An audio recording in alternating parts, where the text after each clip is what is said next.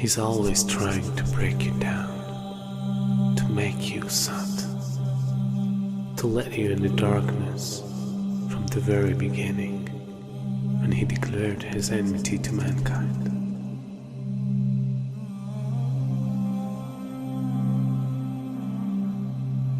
And throughout the history, he caused evil and destruction between every nation.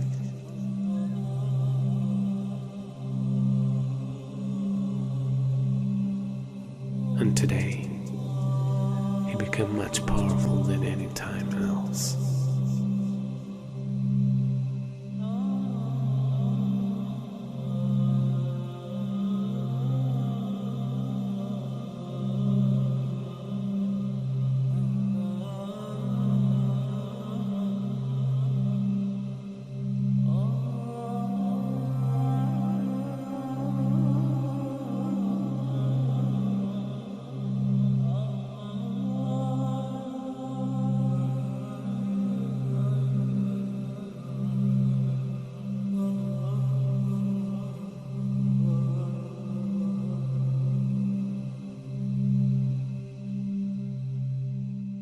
A new world order, a world where the rule of law, not the law of the jungle, governs the conduct of nations.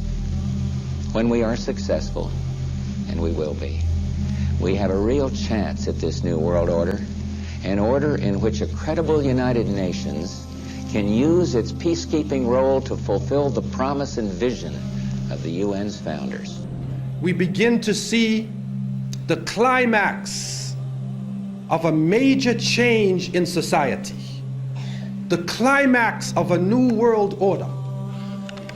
And we begin to see a type of integration between information technology and trade. We begin to see the economy, politics, culture, and ideology being transported simultaneously from nation to nation. And with this technology, with the ability to transport ideas, the very value systems of people, the way that they eat, what they enjoy to do, how they enjoy recreation, their racial concepts, their culture, their ideology being transported all around the world, a type of globalization. And with this boom in the information technology, and with this major event that takes place, now it comes to a culmination and it starts to reach a high point.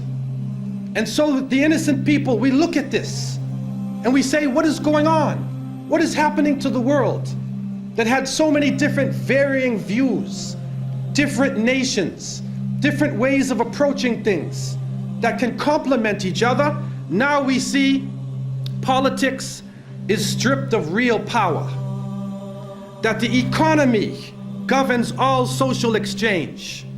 We see that the states serve the financial power structures, that the real power is no longer in the hands of the generals, but the real power now switching to the hands of the people who run the economy, to the banking systems.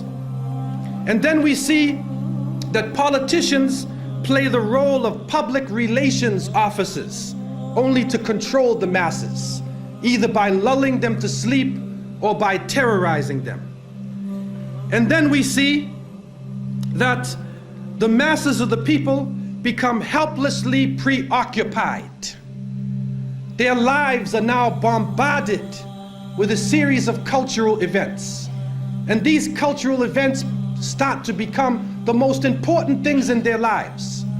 The World Cup, the Major League Series, the rugby, the cricket, the hockey, the tennis. Whatever the sport may be, we see whole nations coming behind sports. And the national heroes become sporting people.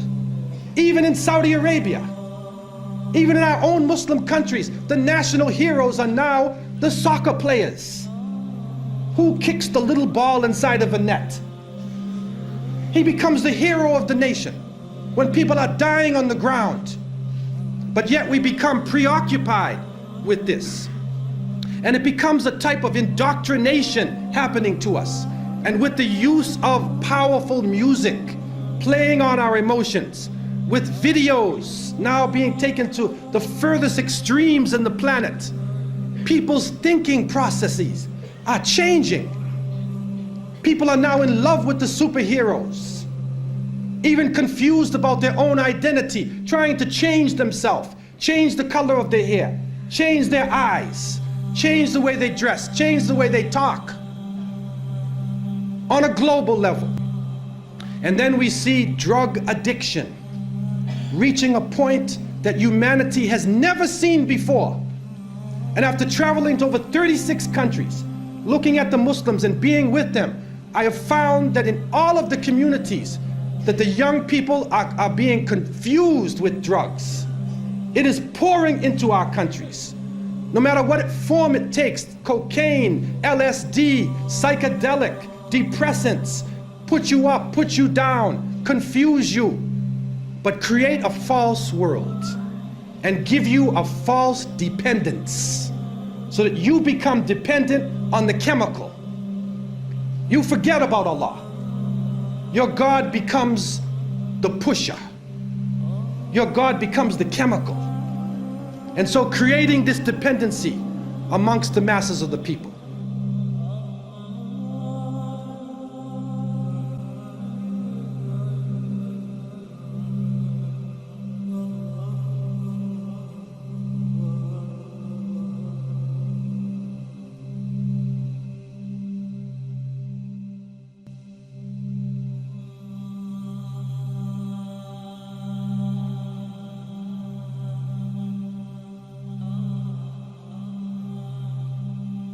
This is a dollar bill, which is the now devalued dollar bill. And on the back of the dollar bill, there's a seal on this side. It's called the Great Seal of the United States. That's what it's called. It's their seal. Now behind the seal, this is actually what is behind the Great Seal of the United States, is a pyramid with one eye. Now the one eye is the sun god Re, which is where we get the word ray, sun rays. It is the sun god, same Mithraic character, and he shows up again and again. This is the Masonic god of the ray.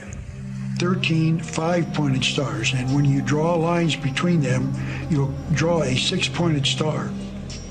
If the hexagonal star is lifted out and placed over the image of the pyramid, its points indicate specific letters in the Latin inscription surrounding it, which are thought to be an anagram. Inside the American dictionary is the word anagram, which is the intentional scrambling of the letters of a word to conceal the real word. So if you re-scramble, you get Masons. This is how we know that the Masons originated the drawings for the Great Seal of the United States. This search for concealed meanings in the iconography is not confined to the imagery alone. It is claimed that the number 13, the most ominous number in Western tradition, is hidden throughout the symbols on the $1 bill. They point out the repetition of the symbolic number 13. There are 13 leaves on the olive branch in the eagle's right claw, 13 arrows in the left claw, 13 stars above the eagle's head, and 13 bars and stripes on the shield. Count the feathers. You'll notice that there are 32 feathers on the bird's left wing and 33 on his right wing. This is understood to refer to the 33 degrees of Masonry introduced by the Supreme Council of the Scottish Rite, America's most prominent Masonic order, whose national HQ is in Washington.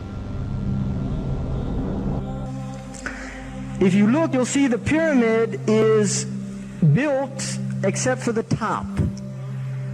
It's built except for the top. The eye is suspended above the top. It hasn't come down yet. Because they believe until they've finished the Masonic project, which is the what they say on the bottom, Novus Ordo Seclorum, and then Annueta Chapters, he is pleased with our project. In other words, the God they believe in is pleased with our project. What is the project? This is the question. What is the project that this God is pleased with? The project is literally the secularization of the world. To completely strip the world from religious beliefs. This is the project, and that is why it is called Novus Ordo Seclorum, a new secular or worldly order.